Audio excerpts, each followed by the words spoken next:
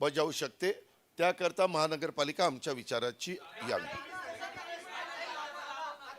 थांबा जरा, बाई लाडकी बहीण बोलते. अरे थांब ना जरा.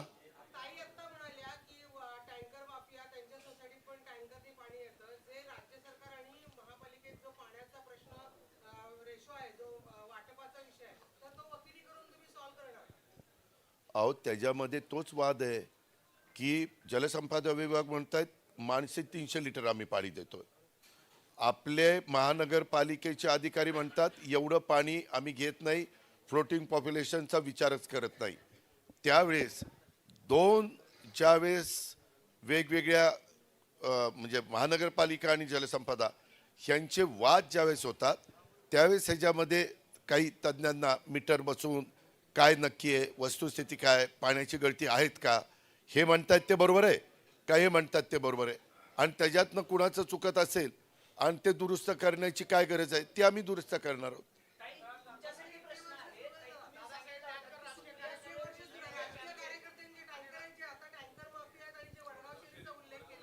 तेच सांगतो ना, ते आमचे आमदार तुम्हाला माहिती आहे ते शरीराने आमचे आमदार आहेत, मनाने कुठे आहेत.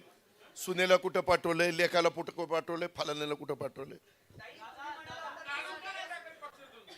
अरे थांब ना, तुला काय उगीच कामाची काढाकाढी येते.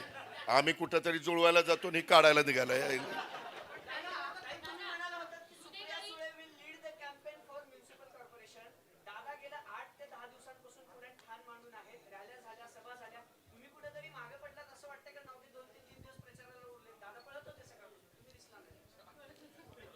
तिनं मला सांगितलं दादा तू मोठा भाऊ आहेस, तू पळायचं, मी तुझ्या मागे आहेच. तुम्ही मला सोशल मीडियावर फॉलो करता, गेले 8 दिवस मी कुठे आहे याचा थोडा अभ्यास करा.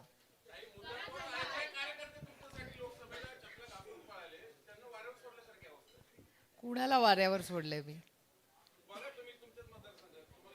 माझ्या मतदारसंघातले अर्धे बीजेपीने घेतलेत. ज्यांना आम्ही तयार केलं कष्ट करून ते जाऊन बसले. आणि मला दुःख एका गोष्टीचं वाटतं की मी खडकवासल्यात मायनस आहे 20,000. मी 20,000 मायनस आहे. म्हणजे भारतीय जनता पक्षाचा ज्यांनी कष्ट केले मला मायनस करायला, ते खरं मेरिटमधले स्टुडंट्स आहेत, त्यांना मागे ठेवून ज्यांनी मला प्लस केलंय त्यांना भारतीय जनता पक्षाने घेतलंय.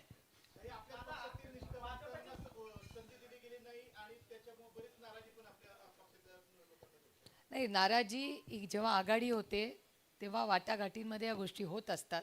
पण राष्ट्रवादी काँग्रेस दोन्ही पक्ष हे नेते केंद्रबिंदू नाही आहेत, हे आमचे सगळे कार्यकर्ते केंद्रबिंदू. एखादा दुखावला गेला असेल तर त्याच्याबरोबर जाऊन मार्ग काढून त्याचं करिअर जास्त कसं पुढे जाईल ह्याची सगळी जबाबदारी, जसे हे हमीपत्र आहे तसं तेही आमचं हमीपत्र आहे पक्षाचं. आणि म्हणूनच इतके वर्ष पक्ष आहे.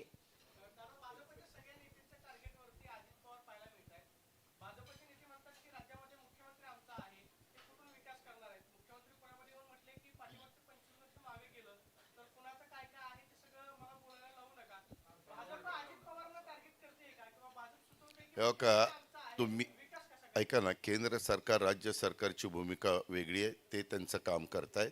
महानगरपालिका ही इथं असते. तुम्हाला आठवत असेल पत्रकार मित्रांनो, 1992 ते 2017 ह्या काळामध्ये पिंपरी चिंचवड महानगरपालिकेचा विकास करून मी दाखवला की नाही. त्यावेळेस मुख्यमंत्री हे वेगळे होते की नाही, ते जे पक्षाचे मुख्यमंत्री असायचे त्यांच्या विरोधात मी महानगरपालिका लढलो होतो की नाही, हो किंवा नाही सांग. हो हो, मग ह्या पद्धतीनं असं होऊन देखील मी विकास करून दाखवला ना. अरे असं का करताय? त्याच्यामध्ये हिनं मगाशी जे सांगितलं राजकीय इच्छाशक्ती हे त्या ठिकाणी पाहिजे. आम्हाला आहे ना उत्साह काम करायचा. अरे सकाळी 2 जणांना 6 ते 7, 7 ते 8 इंटरव्ह्यू देऊन इथं आलो तुझ्या समोर. हा, अरे तो मोठा नेता आहे, मोठ्या नेत्याने छोट्या नेत्याला एकेरीच बोलायचं असतं. तुला माहिती नाही? आपण आपल्या मुलांना किंवा खालच्या गडी माणसाला अहो या बसा, पाणी आणून देता का हो, असं नाही, हे पाणी आणून दे. त्याच्यामुळं त्याला तो मोठा असल्यामुळं तो अजित पवार त्याला चिल्लर वाटतोय म्हणून तो एकेर उल्लेख करतोय. हा ते मागेच सांगितलं सारखं आणि नाही. जे झालं ते झालं. जुनं नाही विचारायचं, नवा नवा.